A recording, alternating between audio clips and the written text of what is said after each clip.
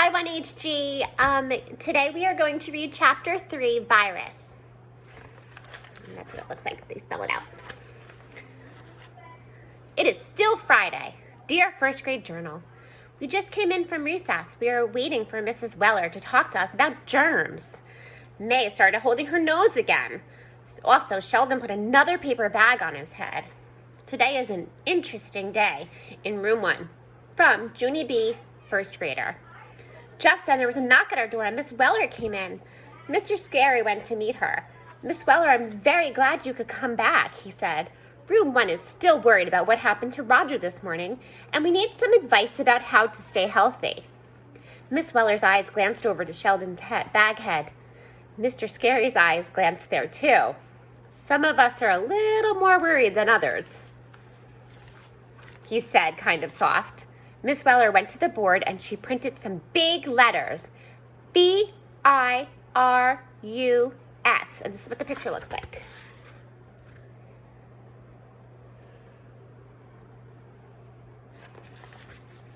Virus, she said. These letters spell the word virus, children. Have any of you ever heard of the word virus before? Lucille jumped right up. I have, she said real excited. My Nana grows viruses all over the place. You should see our house nurse. Sometimes we have fresh viruses in every single room almost. For a second, Miss Weller's face went funny. Then all of a sudden a light bulb came on in her head, I think. Oh, I think you mean irises, Lucille, she said. Irises are very beautiful flowers, aren't they? But viruses are tiny little germs that can make people sick. Lucille started fluffing her hair, very embarrassed. Then she fluffed and fluffed and fluffed, until finally she sat down again. Miss Weller kept on talking. Boys and girls, there's a stomach virus going around school, and I'm guessing that your classmate Roger has caught it now too. May nodded her head and pointed at herself. That's why I'm holding my nose, she said. See me, Miss Weller? I'm being smart and not breathing into germy air. Miss Weller looked kind of puzzled. Yes, but you're still breathing, May, she exclaimed. The air's simply going in your mouth instead of your nose. May looked shocked at that comment. Miss Weller smiled. I'm sorry, dear, but I'm afraid it just doesn't help you to hold your nose, she said. In fact, one of the easiest ways to catch viruses is to touch your nose with your germy hands.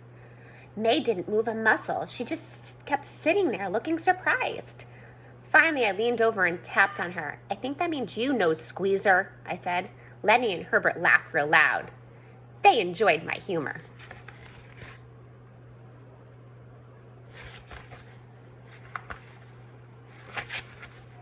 After that, Miss Weller printed 4 rules on the board about how to stay healthy. 1, do not share straws or glasses or forks or spoons. 2, do not share food or drinks. 3, keep your hands away from your mouth, eyes, and nose. 4, wash your hands often with soap and water. She put down the chalk and glanced over at Sheldon again. Oh, and I'm sorry to have to tell you this, but you really can't hide from germs either, she said. So for those of you wearing paper bags on your heads, there are probably thousands of germs in there with you. For a second, Sheldon sat still as a statue. Then all of a sudden, he shouted real loud, ah! And he quick pulled off the bag. Then he zoomed straight to the sink, and he washed his hands and face with soap. Plus also he washed his arms and his legs with a paper towel. After that, he took off his shoes to wash his feet, but Mr. Scary said no. We're not doing a full body scrub, son, he said. Your face and hands are enough. Sheldon looked upset. But germs can get on other places too, he said. Like, what if someone drools on your arm? Or what if you get burped on? Or what if you fall down on top of a sick person and he sneezes germs right directly up your nostrils? Mr. Scary rolled his eyes. Come on, Sheldon. Now you're just being silly, he said. I've been around a long time, and believe me, no one has ever sneezed germs directly up my nostrils. After that, he took Sheldon's hand and he sat him down again. Pretty soon, Miss Weller had to go back to her office, but before she left, she took us to the sink and showed us the right way to wash our hands. Room 1 lined up and washed very perfect. Then we waved goodbye to Miss Weller. We were sad to see her go, because now we had to do schoolwork, probably. Only here's what we didn't even know. Mr. Scary had a happy announcement.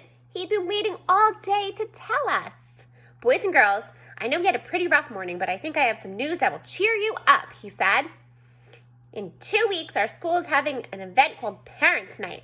Have any of you ever heard of Parents' Night before? Lenny quick raised his hand.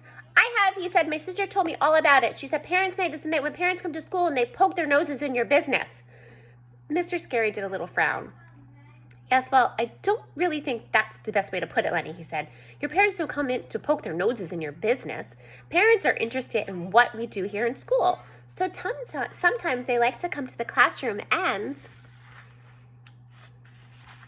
spy on us, said Jose. But in where they don't belong, said Shirley. Invade our personal space, said Sheldon. Mr. Scary closed his eyes a second. Then he walked back to his desk real slow, and he sat down in his chair, and he ran his fingers through his tired hair. Okay, I'll get right to the point, he said. This year for Parents' Night, I thought it would be fun to do something special. So I was wondering how you feel about putting on a play. My ears perked up at that word. A play? I said, kind of thrilled. A play? Said Herbert and Shirley. A play? Said May. Then all at once, room 1 started clapping and clapping. A play, a play, a play. We shouted, yay, yay, a play. I sprang out of my chair. I know a lot of plays, Mr. Scary, I said. On account of last summer, I went to a real, actual children's theater, and I saw a play about a mouse. And that thing was a hoot, I tell you. And so maybe we can do a mouse play too. Mr. Scary smiled. Yes, well, I'm sure a mouse play would be fun, Junie B. But since it's October, our play is going to be about Christopher Columbus, he said. We celebrate Columbus Day this month, remember? So Parents' Night will be a perfect timing. I thought it over for a second. Then I shook my head no. Nope, sorry. I think a mouse play is still the way to go here, I said. Mr. Scary said, thank you for my opinion, and please sit down. I tapped my foot, kind of annoyed. Then I glazed my eyes around the room. Okay, who would rather do a mouse play? Please raise your hand, I said. Mr. Scary snapped his fingers at me. Snapping means the conversation is over, I believe. I sat down. Okay, that's the end of chapter 3, and tomorrow we will read chapter 4, and it's called Finding Facts. Have a wonderful day, first grade. I miss you so much.